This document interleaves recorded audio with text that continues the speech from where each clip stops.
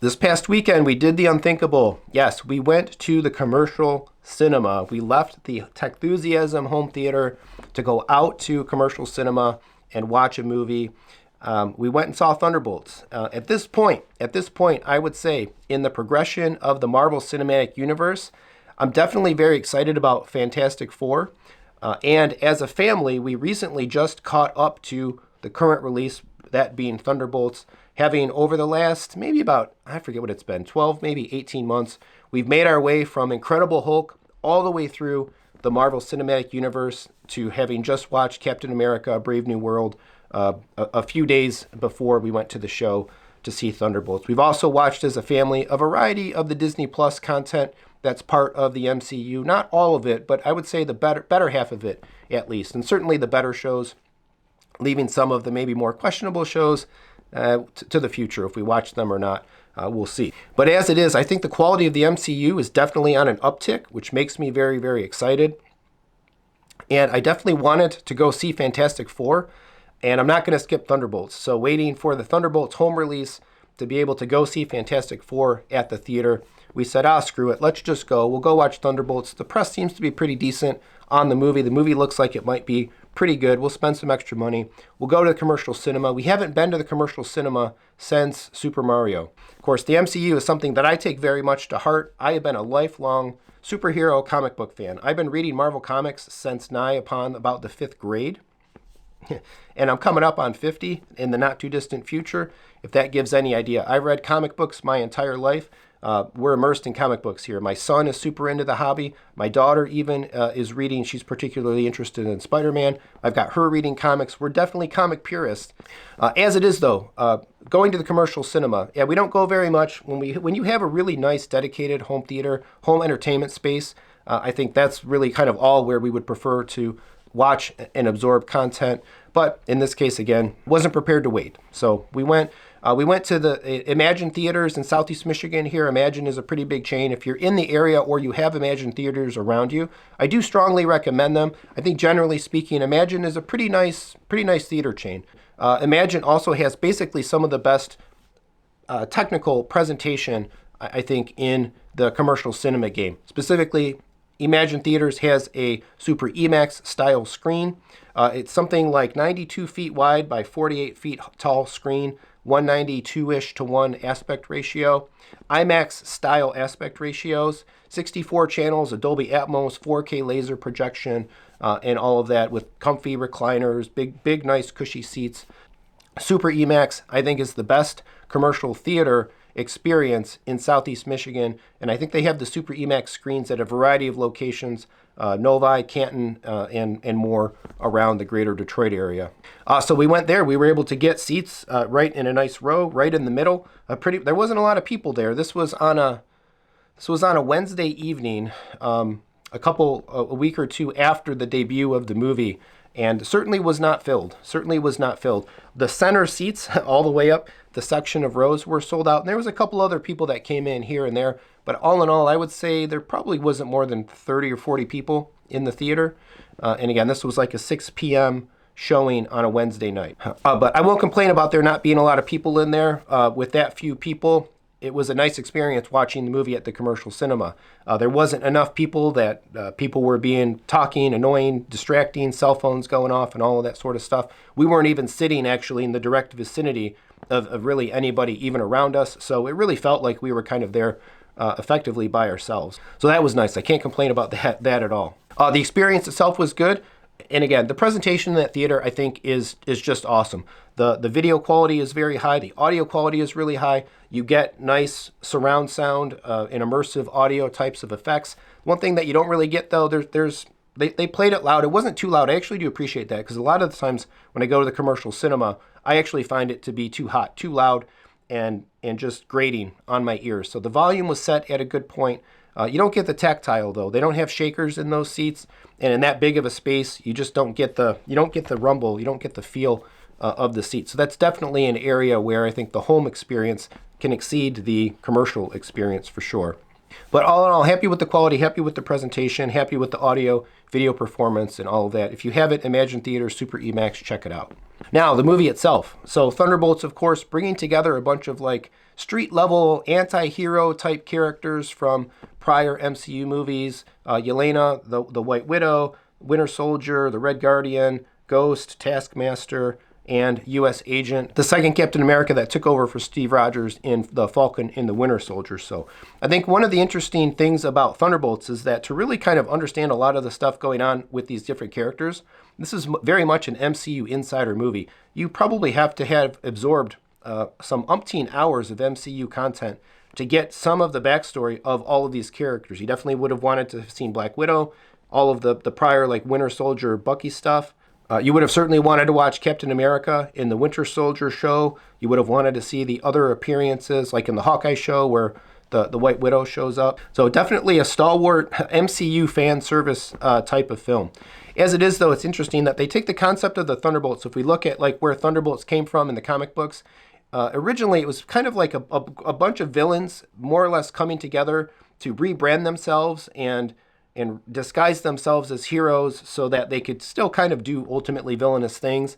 But then the idea that they kind of preferred being heroes, right? And there was like a stickiness to the idea of this shift in being villain to kind of anti-hero to hero. So the concept applies, but none of the characters that were like any original Thunderbolts team members in the comics actually have anything to do with any of the characters that were given the Thunderbolts name in the movie, as well as, of course, of the asterisk, the twist, where the Thunderbolts team has now become basically the New Avengers team. New Avengers was actually its own kind of separate comic book story, but that was encompassing a variety of like street level heroes, but not kind of like more second rate characters. It was still actually really prime Marvel superhero characters, creating basically a second type of more street-focused Avengers team. That was also the stories in which the Sentry was actually introduced to the comics and whatnot as well.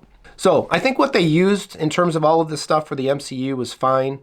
In the end, I think it was fine. It was a fine enough departure from anything that was done in the actual comic book continuity. And I think there's value ultimately in the way that they set things up. One of the things that I do appreciate about the movie as well is that they were able to keep some of the humor. There was definitely like moments of comedy, moments of them trying to make you laugh, some goofiness from some of the characters, but not like outright stupidity or cringe humor or trying just to make everything so stupid funny for the sake of like just making it funny, where you're basically making fun of the source material or making fun of the content that you're actually watching. And I appreciate that they're keeping the essence of that humor, but dialing it back to make it at least somewhat intelligent, still while maintaining high drama and high stakes within the movie. I think the earlier Marvel MCU movies did this really well, but along the way, everything just got funny for the sake of trying to be too funny to the point where it got stupid. It was getting stupid. That's one of the many lessons, hopefully, that now Disney, that the MCU production folks have learned. Let's not make it so funny that we're basically just making fun of what we're doing. The stuff that they tried to do that was funny, the way kind of Red Guardian acted at times, like Yelena's just kind of matter-of-fact perspective and statement, she essentially owned that movie as well. I think the actress did a really great job with the character, and the character, the way she was written, really resonated on screen as well. As it is, I think they're tying up a variety of loose ends, kind of putting pieces together for, again, the future of the MCU. And all in all, I think this movie was a very transitional one in that sense, and they did a good job with that as well.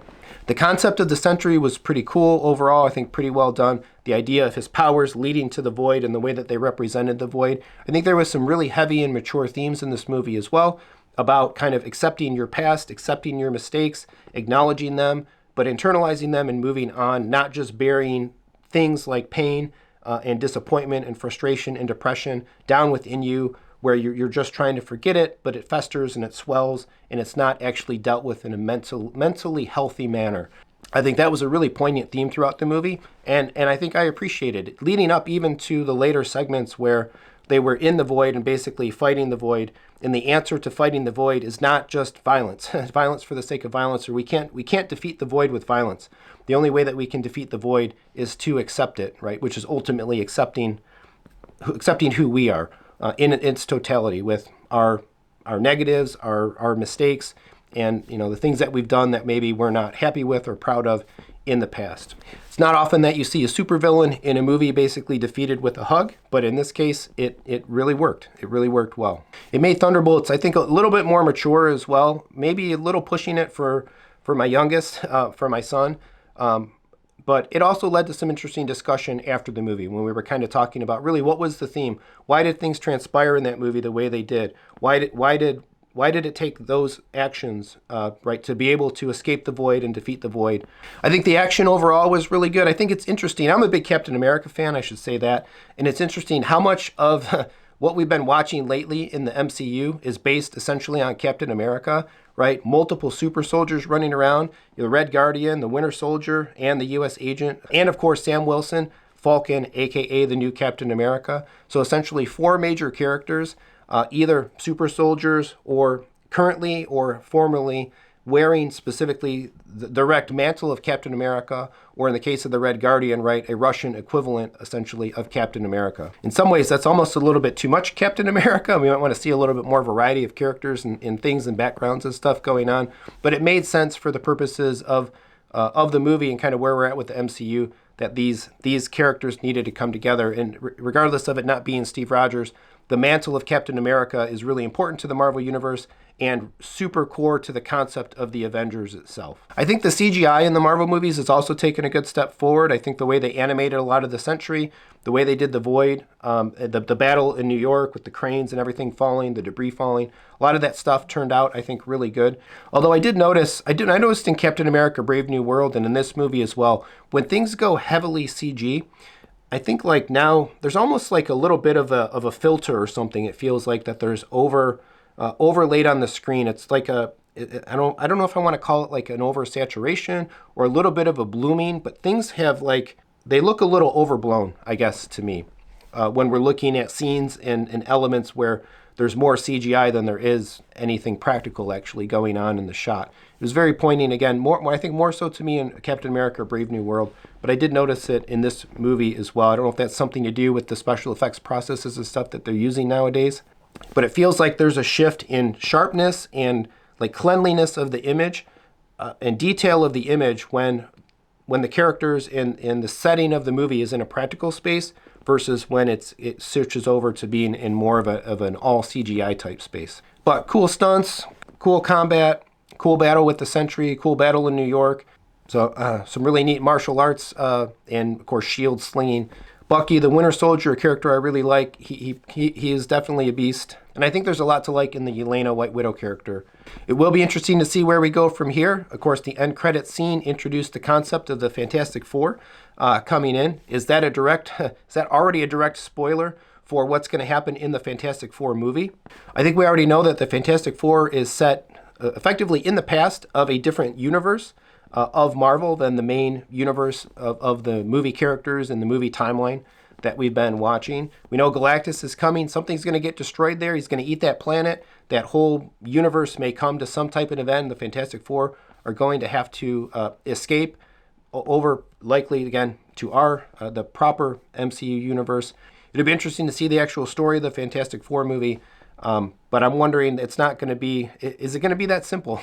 They escape their dimension, their reality, they come to ours, that's their ship, that's their entry into our universe, or is there a little bit more to it than that? Because for somebody that's not really deep into the MCU theory, that may have actually given away some of the more interesting parts of the story of the FF. But as it is, I'm very happy with the current direction of the MCU. I think Captain America Brave New World was better than I thought it was going to be. I think Thunderbolts was a really great movie. Better characterization and just an overall better movie. And the MCU is definitely on a bit of an upswing. So sound off in the comments. Did you see Thunderbolts? What did you think about it? What was great in the movie? What could have been better in the movie? What are you hoping for the next things in the MCU? What are you hoping for the Fantastic Four? What are you hoping about all of the things to come in the other Avengers films and the other stuff that has been announced and is scheduled over the next year or two? Sound off in the comments. Let me know. Let's have a discussion about it. I love this stuff. I love Marvel. I love comic books. I love superheroes. Thanks so much for watching. Real quick, of course, Techthusiasm is a dealer for all kinds of audio, video, and home theater products. Kaleidoscape, JVC, Seymour screens, Panamorph lenses, SVS stuff, Focal, Denon Marantz, Sony, snap products, and more. If I can help you with any of your home theater needs, please reach out to Jeremy at Techthusiasm.net or go to www.techthusiasm.net. My brand listing, company info, and a contact form is available there on the webpage as well. If you'd like to support me in other ways, hey, whole bunch of general shopping affiliates down in the description. Become a channel member, leave a super thanks, that kind of stuff.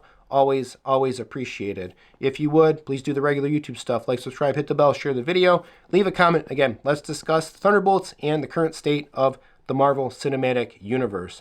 Thanks for watching, and come on back for more home theater discussion, occasionally a visit to the commercial theater, and fun.